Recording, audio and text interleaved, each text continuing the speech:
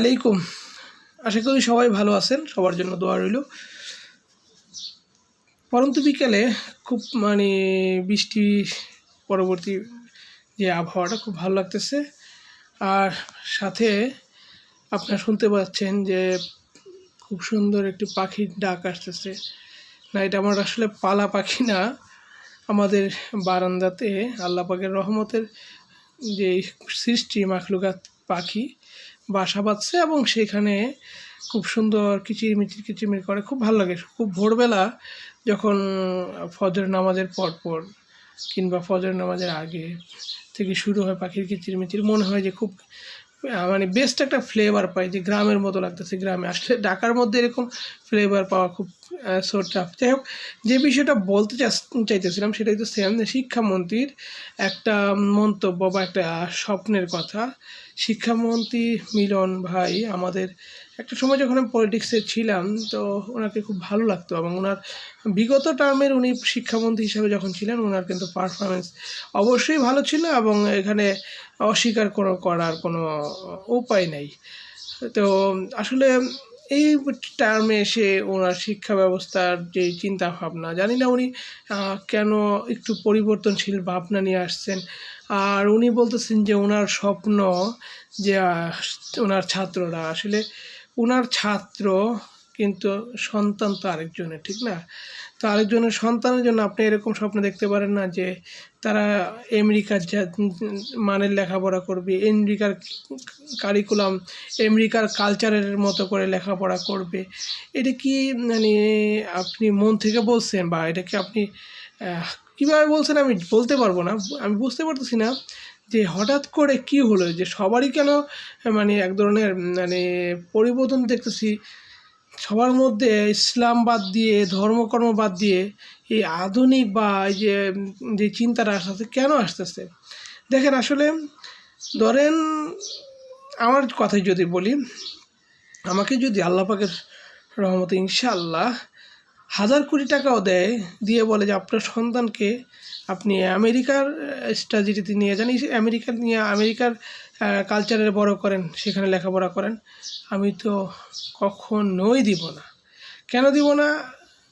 আমাদের বয়সে আমরা যখন লেখাপড়া করছি, আমাদের সময় আমরা লেখাপড়া করছি, কিন্তু আমি কিন্তু জেনারেলের ছাত্র এবং আমি স্কুল, কলেজ, ভার্সিটি সব ছেলে মেয়ে একসাথে লেখাপড়া করছি, এসএসসি থেকে শুরু করে ইন্টার, তারপর পরবর্তী সময়। আমাদের ওই সময়টা কিন্তু আমরা যে ছেলে মেয়ে একসাথে লেখাপড়া করছি, হ্যাঁ, আমাদের মধ্যে এই যে প্রেম টেম এইসব বিষয় তখন ছিল, কিন্তু প্রেমের পরবর্তী ধাপটা, নোংরামির ধাপটা কিন্তু আমাদের সময় ছিল না। তুলনামূলক একদম খুব নগণ্য। এই ছেলে মেয়ের প্রতি, আমরা যে ক্লাসমেটদের প্রতি, বন্ধু বান্ধবী, তাদের প্রতি যে আমাদের প্রতি যে একটা শ্রদ্ধাবোধ ছিল, বন্ধুত্বপূর্ণ, সেটা কিন্তু এই বর্তমান সময়ে এসে কল্পনাও করা যায় না। কারণ এখন মোবাইল, ইন্টারনেট, ফেসবুক এসে সামাজিক যোগাযোগ মাধ্যম এতটাই নোংরামি ছড়াই দিছে যে আপনি একটা ছেলে মেয়েকে একসাথে লেখাপড়ার কথা কল্পনাই করা যায় না।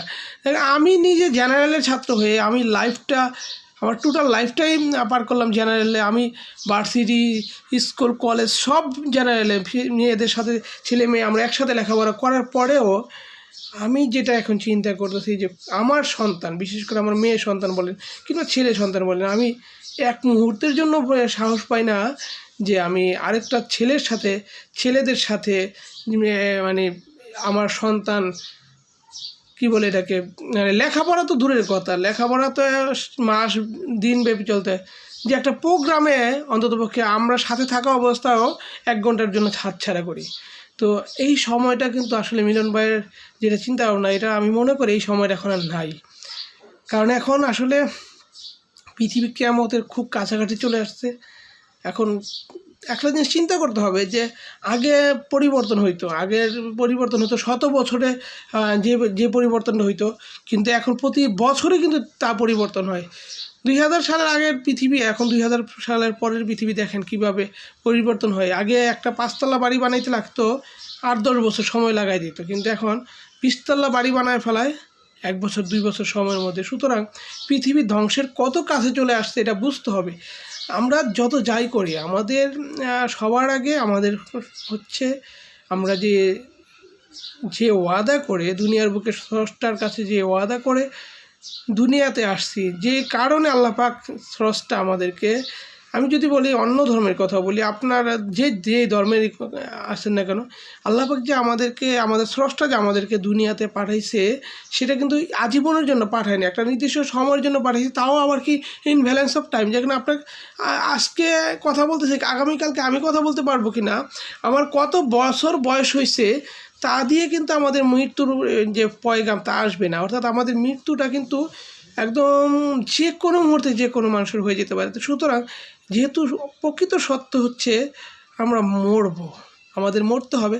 আফটার ডেথ আমাদের আসলে মানে আমরা যদি বলি যে মৃত্যুর পরবর্তীতেই সব কিছুর হিসাব কিতাব, আমাদের আসল যাত্রাটা আমরা যে কোথায় যাব, আল্লাহ পাক আমাদের স্রষ্টা আমাদের কোথায় রাখবে, আমরা আমাদের কাজ, আমাদের মানে আমাদের দুনিয়ার জীবনের যে সময়টা পার করলাম, সেই সময়ের যে হিসাবটা আমরা কিভাবে দিব, এবং সেই সময়ের উপযুক্ত আমরা যে প্রতিদানটা আল্লাহ পাক স্রষ্টা আমাদেরকে কীভাবে দিবে, কোথায় যাবে, এটা আমরা কিছুই জানি না।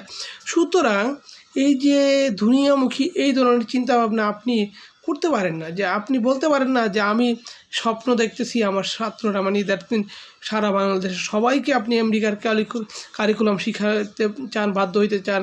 আরেকদিন একটা কথা বলেন যে প্রাইভেট ভার্সিটিতে জঙ্গি উৎপাদন হতে দিবেন না। এইটা আসলে শিক্ষামন্ত্রীর জায়গা থেকে আসলে এটা বলা উচিত না, এবং এটা আপনার মুখ দিয়ে যায় না। এই যে এই জঙ্গি টঙ্গি এগুলা টোটালি আসলে মানুষের মন কীভাবে ডাইভার্ট হয়, কোথা থেকে ডাইভার্ট হয় আপনি কিছুই বলতে পারবেন না।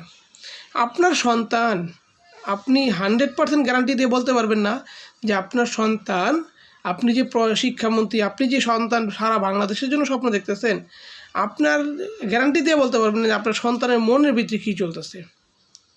আমরা কেউই বলতে পারবো না। অর্থাৎ আপনি শুধু আপনারটাই বলতে পারবেন না, আমি শুধু আমার মনেরটাই বলতে পারবো। কিন্তু এই যে সারা বাংলাদেশের মানুষকে আপনি যে শিক্ষা সিস্টেম দিতে চাইতেছেন, আসলে এইটা তো সিস্টেম না। এই সিস্টেমে শিক্ষা যদি আপনি জাতিকে দিতে চান, পরবর্তী প্রজন্মকে দিতে চান, তো প্রজন্ম হয়তো শিক্ষা পাবে, হয়তো দুনিয়ার শিক্ষাটা পাবে, কিন্তু আখেরাতের পুঁজি সবার নাই হয়ে যাবে। অর্থাৎ দেখা গেল আপনার এই ভুল সিদ্ধান্তের কারণে যদি একটা সন্তান, যেই সন্তানরা যারা ইসলাম শিক্ষা, ধর্মীয় কর্মশিক্ষাগুলো থেকে পুরোই বঞ্চিত হয়ে যাবে, তাদের দুনিয়ার সমস্ত পাপ আপনাকে কিন্তু বহন করতে হবে। আপনিও একটা অংশ, তাদের পাপের একটা অংশ ভোগ করতে হবে। এইটা অবশ্যই মাথায় রাখতে হবে। আপনার বয়স হয়েছে, you are like them my father is, আমার বাবার বয়সী আপনি, কারণ আমার বাবার সময় থেকেই আপনারা রাজনীতি করেন। আমিও আমার বাবাকেও দেখছি ছোটোকাল থেকে বিএনপির রাজনীতি করতে, খুব ভালোভাবে দেখছি। আসলে ওগুলি ভুলে যাওয়ার কথা না। সো আসলে আমি মনে করি যে শিক্ষা ব্যবস্থা যেই দার্সে আছে, সেখানে অবশ্যই সেই দার্সটাকে যেন কোনোভাবেই ধর্মীয় অনুশাসনের বাইরে না চলে যায়, ধর্মীয় রীতিনীতির বাইরে না চলে যায়, এই দিকটা শতভাগ দেখতে হবে। আমাদের সময় আমরা বাধ্যতামূলক ইসলাম শিক্ষা, হিন্দু শিক্ষা, মানে ধর্মীয় যে শিক্ষাটা ছিল এটা কিন্তু বাধ্যতামূলক ছিল। পরবর্তীতে যেটা ঐচ্ছিক করা হয়েছে, নৈতিক শিক্ষা বলা হয়েছে। আসলে নৈতিক শিক্ষা এক জিনিস আর ধর্মীয় শিক্ষা আরেক জিনিস। নৈতিকতা সব ধর্মতেই আছে, কিন্তু ধর্মীয় শিক্ষা যেটা ইসলামে আছে সেটা শতভাগ আপনি অবশ্যই না, নিয়ারেবল পার্সেন্টও আপনি অন্য আরেকটা ধর্মে পাবেন। আবার অন্য আরেকটা ধর্মে, সনাতন ধর্মে যেটা আছে সেটা আবার আপনি আরেকটা ধর্মে, মনে করেন খ্রিস্টান ধর্মে, মুসলমান ধর্মে, ইসলাম ধর্মে পাবেন না। সুতরাং ধর্মীয় শিক্ষা সম্পূর্ণ আলাদা এবং কম্পালসারি। প্রতিটা মানে ক্লাসই ধর্মীয় শিক্ষাটা বাধ্যতামূলক করার ব্যবস্থা করেন। এনি টাইপ যেন আমাদের পরবর্তী প্রজন্ম, এই প্রজন্ম, কোনো প্রজন্মই যেন এই ধর্মীয় শিক্ষার বাইরে না চলে যায়। কারণ আপনি যত জঙ্গিবাদ, উগ্রবাদ বলেন, তা জন্মই নেয় ধর্মীয় অনুশাসন, ধর্মীয় শিক্ষা জ্ঞান না থাকার কারণে। প্রকৃত কোনো ধর্মই এই আপনার জঙ্গিবাদ বা উগ্রবাদকে জন্ম দেয় না, এবং যার মধ্যে প্রকৃত ধর্ম আছে। কেউ আছে হয়তো বা ধর্মের নামে, যেমন আমরা জানি যে কিছু এমন রাজনৈতিক দলের ধর্ম বা ধর্মীয় বা বাদ, মানে ধর্মীয় তত্ত্ব যেটা বলি, এটা আসলে ধর্মীয় তত্ত্ব না, এটা রাজনীতি ধর্মীয় তত্ত্ব। এটা দিয়ে আপনি কখনো ধর্মকে বিচার করতে পারেন না। যদি এটা দিয়ে বিচার করতে চান তাহলে আরও নষ্ট হয়ে যাবে, জাতি আরও ধ্বংস হয়ে যাবে। সুতরাং ধর্মীয় শিক্ষাকে আপনি যে কোনো মূল্যে পুনর্বহাল করার ব্যবস্থা করেন, যাতে আমরা যেটা করছি, আমরা যেভাবে পড়ছি, ইনশাআল্লাহ আমাদের পরবর্তী প্রজন্ম স্কুল, এখন আমি তো আমার সন্তানদেরকে আর স্কুলে দিব না, ঠিক আছে, দিচ্ছিও না। হয়তো এমন অনেকেই স্কুল থেকে বের হয়ে আসবে যে না, স্কুলে মাদ্রাসা স্কুল কলেজ আর পড়াবো না। কেন পড়াবো না? কারণ পর্যায়ক্রমে জেনারেল শিক্ষা থেকে ধর্মীয় শিক্ষাটা এমনভাবে আউট হয়ে যাইতেছে যে সন্তান ধর্ম থেকে আলাদা হয়ে যেতেছে। আমি শিওর দ্যাট এখনকার গত এই 10-12 বছরে যারা স্নাতকোত্তর, অনার্স, মাস্টার্স, এক্সিকিউটিভ MBA করে ফেলছে, এরকম অনেক জেনারেল শিক্ষার শিক্ষিত আমাদের ছোট ভাই বোন যারা আছে, তাদেরকে যদি আপনি জিজ্ঞেস করেন যে আয়াতুল কুরসিটা পড়তে পারবে না। আপনি যদি বলেন যে সূরা ফাতিহাটা বলো, ঠিকমতো বলতে পারবে না। আপনি যদি বলেন যে তুমি যে নামাজ পড়ো, বলবে হ্যাঁ আমি তো নামাজ পড়ি মাঝে মাঝে। তো যদিও নামাজ আমাদের মাঝে মাঝে শব্দটা শুনলে খুব খারাপ লাগবে, নামাজ প্রাপ্ত বয়স্ক হওয়ার পূর্বে, মানে অ্যাটলিস্ট বুঝার বয়স থেকেই কিন্তু নামাজ শিক্ষাটা বাধ্যতামূলক। তো যাই হোক, যদি বলেন যে ঠিক আছে তোমার নামাজ পড়তে যে মোটামুটি 4 থেকে 5টা সূরা লাগে, সেই সূরাটাই বলো, I am damn sure that পারবে না। কেন পারবে না? আসলে শিক্ষা ব্যবস্থার মধ্যে তো সমস্যা হয়ে গেছে। জেনারেল শিক্ষা থেকে ধর্মীয় শিক্ষাটাকে বাদ দিয়ে দেওয়া হয়েছে। নৈতিক শিক্ষা বলে একটা মিক্সড কালচার ঢুকে দেওয়া হয়েছে। নৈতিক শিক্ষা থাকবে। নৈতিক শিক্ষাটা হচ্ছে কি জানেন? নৈতিক শিক্ষাটা হচ্ছে অ্যাকাউন্টেবিলিটি, নৈতিক শিক্ষাটা হচ্ছে আপনার রেসপন্সিবিলিটি, নৈতিক শিক্ষাটা হচ্ছে আপনার এটাকে বলে সবার আনুগত্যতা, আর কিছুই না। নৈতিক শিক্ষা নায়িকার যে ছাত্রটা, যে স্টুডেন্টটা নিয়মিত স্কুল করছে, ক্লাস করে, স্যারদের সম্মান করে, তারপরে সে বড়দের শ্রদ্ধা করে, সম্মান করে, তার নৈতিক শিক্ষা ওইটাই। আপনি আলাদা করে নৈতিক শিক্ষা বলে একটা পুরো ধর্মকে বাদ দেওয়া হয়েছে, নৈতিক শিক্ষা ঢুকাইয়া ধর্মের যে অনুশাসন, ধর্মীয় ব্যবস্থাকে বাদ দেওয়া হয়েছে। এটা তো একটা সুপরিকল্পিত জাতিকে ধ্বংস করার প্ল্যান। এবং এটা আমি শিওর যে আমার সাথে আমার সনাতন ভাইরা যারা আছেন, অন্য ধর্মের যারা আছেন, তারাও বিশ্বাস করবেন। কারণ আমাদের সময় তো আমরা মুসলমানদের জন্য ইসলাম শিক্ষা ছিল, হিন্দুদের জন্য হিন্দু ধর্ম শিক্ষা ছিল। বাধ্যতামূলকভাবেই সবাই কিন্তু ধর্মীয় শিক্ষাটা গ্রহণ করছে, এবং সেটা বাধ্যতামূলকভাবে করতে হয়েছে। যার কারণে মন না চাইলেও আমরা অনেক কিছু শিখতে পারছি। মন চায় নাই তখন, শিক্ষার ওই বয়সটা তো আমাদের মনে চায় না অনেক কিছু। এখন এই বয়সে এসে আমরা যেটা বুঝি, সেই বয়সে কি সেটা বুঝতাম? সেটা তো পারলেই আমরা বাদ দিয়ে দিই। সুযোগ পাইলে ক্লাস বাদ দিব, সুযোগ পাইলে তো লেখাপড়াটাই বাদ দিয়ে দিতাম, ঠিক না?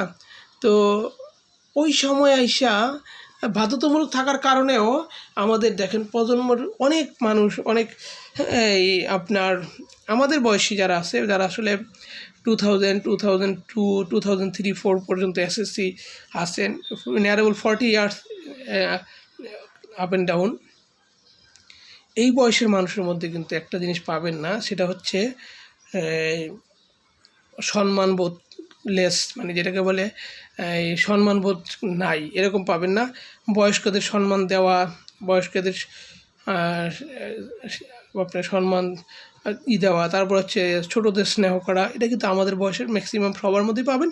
তবে কিছু আছে, এমন না যে আমরা এই উগ্রতা বা উচ্ছৃঙ্খলতা পারি জানি, কিন্তু আনলেও আমরা কিন্তু সম্মানের জায়গাটা দিয়ে আসছি। কেন দিয়ে আসছি? কারণ আমাদের ওই যে বললাম কথাটা ওইখানে, যে আমরা বাধ্যতামূলকভাবেই ইসলাম ধর্মশিক্ষা, নৈতিক হিন্দু ধর্মশিক্ষা বলেন, যাই বলেন, সেই ধর্মের শিক্ষাগুলোই আমরা সবাই পাইছি। কিন্তু দুঃখের বিষয় হইতেছে 2007-এর পরবর্তী বাংলাদেশে 10-এর পরবর্তী লেখাপড়ার মধ্যে নৈতিক শিক্ষা ঢুকানোর পর থেকে এখনকার প্রজন্ম কেন আমাদের মানে না। আজকে দেখেন শিক্ষামন্ত্রীর কথার সাথে সাথে ট্রল করা হইতেছে। কি পরিমাণ ট্রল হইতেছে এটা আপনার নিজেই তার প্রমাণ। কেন করতেছে? তাদের বয়স কত? তারা কোন শিক্ষায় শিক্ষিত হইতেছে? তারা গত 8-10 বছর ধরে যে লেখাপড়া করতেছে সেখানে ধর্মীয় শিক্ষা নাই, সেখানে আছে কি জানেন? সেখানে নৈতিক শিক্ষা আছে। কিন্তু সেটাও কীরকম শিক্ষা? সেটা আসলে ওই রকমই মানেরই শিক্ষা। কারিকুলাম ঢুকানো হয়েছে, খুব ভালো ভালো কারিকুলাম। মানে আপনি সন্তানদেরকে হাজার হাজার কোটি টাকার স্বপ্ন দেখায় বড় করতেছেন, কিন্তু এই সন্তানের মানে মৃত্যু ভয়টা মনের মধ্যে আসতেছে না। এই সন্তানদের মানে মৃত্যু পরবর্তী জীবন নিয়ে কোনো চিন্তা নেই, ধারণাই নেই। তারা দুনিয়ার প্রতি এতটাই বিমোহিত, এতটাই আপ্লুত হয়ে আছে যে তারা কাউকে মানতে বাধ্য না। যদি এই শিক্ষা ব্যবস্থা চলে আগামী 10 বছরে, সত্যিকার অর্থে যদি এই শিক্ষা ব্যবস্থার পরিবর্তন করে আপনার ইসলাম ধর্মশিক্ষা, হিন্দু ধর্মশিক্ষাটাকে বাধ্যতামূলক না করা হয় সকল সেক্টরে, তাহলে পরবর্তী এই প্রজন্ম এবং পরবর্তী প্রজন্ম যেটা আসবে সেইটা থেকে আপনি কখনোই একটি সুশাসন, সুরাষ্ট্র, কখনোই সুনাগরিক আশা করতে পারেন না। আপনার মতো মিলন ভাইকে যে কখন দেখবেন ছুঁড়ে ফেলে দিবে, কল্পনা করতে পারবেন না। আপনার মতো মিলন ভাই কেন, আমরা তো দেখতেছি প্রধানমন্ত্রী থেকে শুরু করে সবাইকেই যে পরিমাণ ট্রল, আমাদের একদম youngers as like my daughter and সন, এই বয়সের ছেলেমেয়ে as like my younger brother, আমাদের ছোট ভাই বোনেরা যা করতেছে, যা মানে ট্রোল করতেছে, এটা কেন? এটা ওদের দোষ। আমি তো কখনোই ওদের দোষ দিব না। ওদেরকে কাদামাটি, ওদেরকে যেইভাবে আমরা যেভাবে গড়ব ওরা সেইভাবে গড়ে উঠবে। ওরা যেন সঠিক পথে ফিরে আসে, যারা স্টাডিতে আসে, যখন আপনি বাধ্যতামূলকভাবে ধর্মশিক্ষাটাকে আবার ঢুকায় দিবেন, তখন আর কিছু না হোক, মন না চাইলেও ধর্মীয় অনুশাসন, ভয় ভীতি, মৃত্যু পরবর্তী জীবনের ভয়, স্রষ্টার প্রতি আনুগত্য, যে স্রষ্টাকে মানে না, যার মধ্যে স্রষ্টার প্রতি আনুগত্যশীলতা নাই, সে বাপকে কি মানবে? সে সমাজপতিকে কি মানবে? সে রাষ্ট্রপতিকে কি মানবে? প্রধানমন্ত্রীকে কি মানবে বলেন? সুতরাং মিলন ভাই, আপনার এই স্বপ্নটা আসলে দেখাটা দোষের কিছু না, তবে আপনার জীবনের জন্য ঠিক আছে, কিংবা আপনার পরিবারের জন্য স্বপ্ন দেখতেই পারেন, কিন্তু রাষ্ট্রের জন্য আমেরিকার কারিকুলামে লেখাপড়া করে আমার সন্তানেরা, রাষ্ট্রের প্রতিটি পিতামাতা যারা আল্লাহ পাককে ভয় করে, তাদের সন্তানেরা কুলাঙ্গার হয়ে দুনিয়া ছাড়বে। তাদের পিতামাতার জীবনের মানে পিতামাতা মারা যাওয়ার পরে রাব্বির হামহুমা কামা রাব্বায়ানি সগীরা, এই দোয়াটা পড়ার মতো সক্ষমতা থাকবে না। এইটা তো আমাদের কোনো পিতামাতারই কামনা নয়। তো আমার কথার সাথে পাখিওর কথা হয়তো একমত হয়েছে। যদি আপনারা একমত হন, আমার কথাগুলো আপনাদের ভালো লাগে, তাহলে ইনশাআল্লাহ লাইক করবেন, সাবস্ক্রাইব করবেন। আর সবচেয়ে বড় কথা হইতেছে, আপনারা আপনাদের স্ব অবস্থান থেকে চিন্তা করে দেখবেন যে আমার কথাগুলো আপনাদেরকে ফিল করার কিনা, এবং আপনার মানে প্রচার করার জন্য বাধ্য করে কিনা। সবার মধ্যেই ছড়িয়ে দেওয়া উচিত। সবারই সন্তানকে মানুষ করতে হবে। সবার সন্তানের কাছ থেকে বাবা মার একটা প্রাপ্তি, একটা প্রত্যাশা যে সন্তান মানুষ হবে, মৃত্যু পরবর্তীতে তাদের জন্য দোয়া করবে, নিজের জন্য কিছু করবে, দুনিয়া এবং আখিরাত উভয়কে অর্জন করবে। আসসালামু আলাইকুম ওয়া রাহমাতুল্লাহি ওয়া বারাকাতুহু।